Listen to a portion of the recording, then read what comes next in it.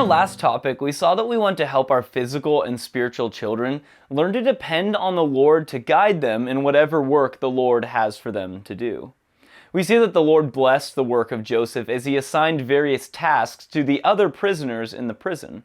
In this topic, we'll see that Joseph interpreted the dream of the butler of Pharaoh of Egypt. Genesis 40:1-4 says, "It came to pass after these things that the butler and the baker of the king of Egypt offended their lord, the king of Egypt. And Pharaoh was angry with his two officers, the chief butler and the chief baker. So he put them in custody in the house of the captain of the guard, in prison, the place where Joseph was confined. And the captain of the guard charged Joseph with them, and he served them, so they were in custody for a while." Although Joseph was in prison, the Lord had put him in a position where he was responsible for all of the prisoners. One day, 2 new prisoners arrived at the prison because they had offended the king of Egypt.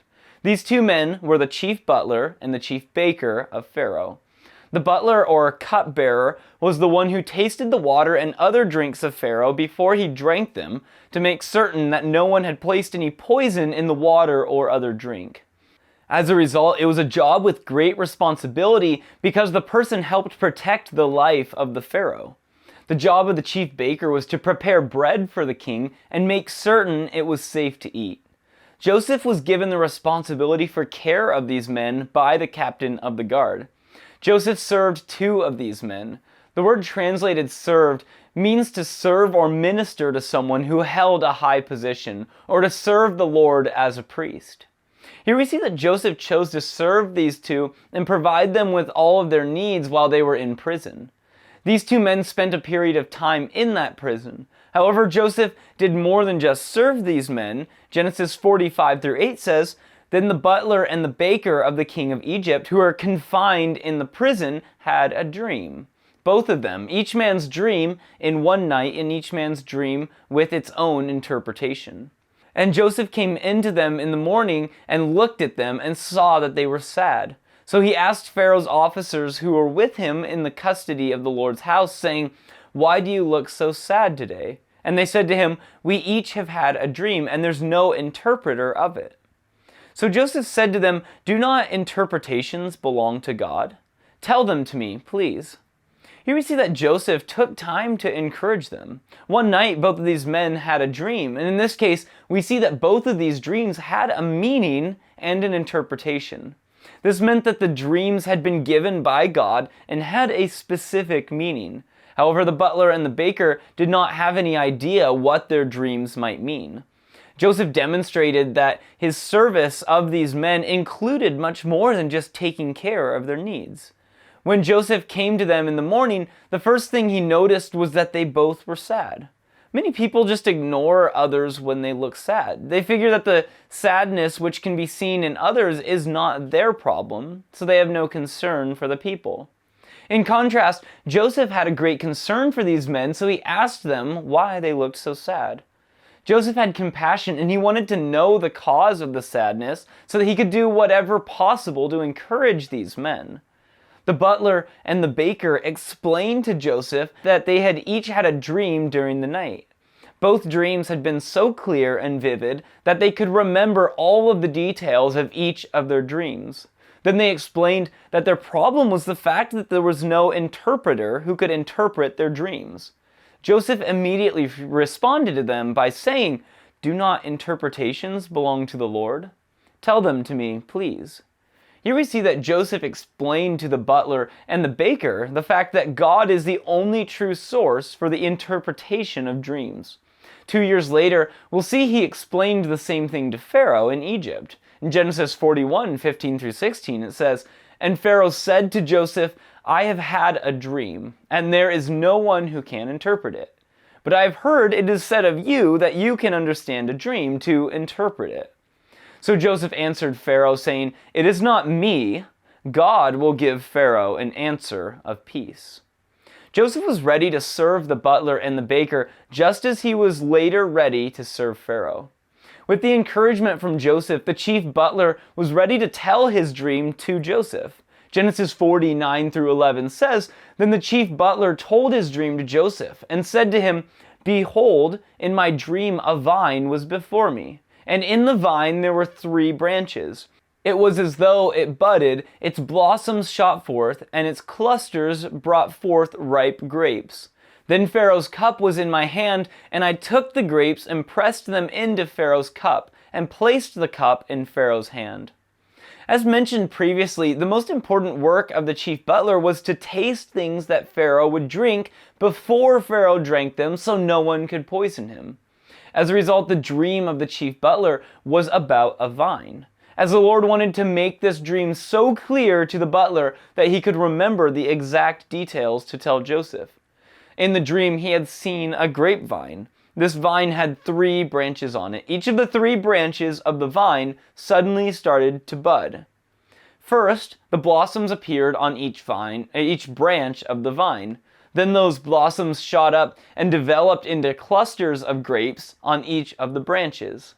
This dream was very easy for the butler to remember because he saw the grapes in each cluster continue to grow until they became ripe grapes. God allowed this dream to continue until the entire process, from the branches budding until they became ripe clusters of grapes, was clear to the butler. In the previous years, the butler had probably watched the growth and development of many fields of grapes because of the fact that he was the one who was going to taste the juice from the grapes before he gave the grape juice or wine to Pharaoh.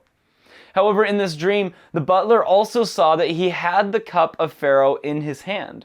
He took the grapes off the branches of the vine and squeezed them until the grape juice came out of them and ran into the cup of Pharaoh.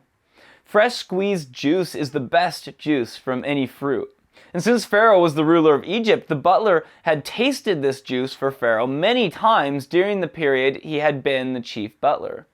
Finally, in his dream, he had placed the cup in the king's hand. This meant the dream included all of the main events from the shooting forth of the buds, to the development and ripening of the fruit, to the squeezing of the juice into the cup of Pharaoh, to the tasting of the juice by the butler, to the presentation of the cup to the king so he could drink and enjoy the fresh juice the butler had tasted for him. That work was a very important responsibility. Pharaoh knew that the person who had that job was actually protecting his life each time he gave the king something to drink. With such a vivid dream, the chief butler really wanted to know the meaning of the dream. Genesis 40:12-15 says, "And Joseph said to him, 'This is the interpretation of it. The 3 branches are 3 days. Now within 3 days, Pharaoh will lift up your head and restore you to your place.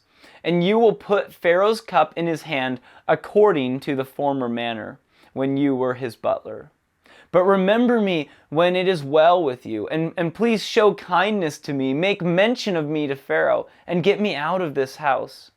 For indeed I was stolen away from the land of the Hebrews, and also I have done nothing here that they should put me into the dungeon.'"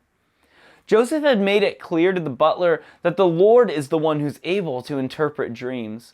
This told the butler that Joseph was going to depend on the Lord to give him the interpretation of that particular dream. Then Joseph began to explain the meaning of the dream to the butler. The Lord showed Joseph that the 3 branches stood for the fact that this dream would be fulfilled in 3 days. The fact that Pharaoh would lift up the head of the butler meant that the king was going to restore him to his position as the chief butler. He would again begin to serve the king by tasting both the things he drank and the food he ate so the king could be sure that his food and drink were safe and would not poison him. That was great news to the butler, and he was probably very excited for the next 3 days as he waited for this event to happen. However, Joseph also made 4 requests of the butler. First, Joseph asked the butler to remember him when it went well for the butler. And second, Joseph asked the butler to please show kindness to him. Third, Joseph asked the butler to speak to Pharaoh on his behalf. And fourth, he asked the butler to do what he could to get Joseph out of the prison. Joseph had just told the butler that he would be restored to his former position in only 3 days. Joseph had spent several years in prison and described it as a dungeon. The word translated dungeon is used 69 times in the Old Testament. 42 of those times is translated pit, and 11 of those times is translated dungeon.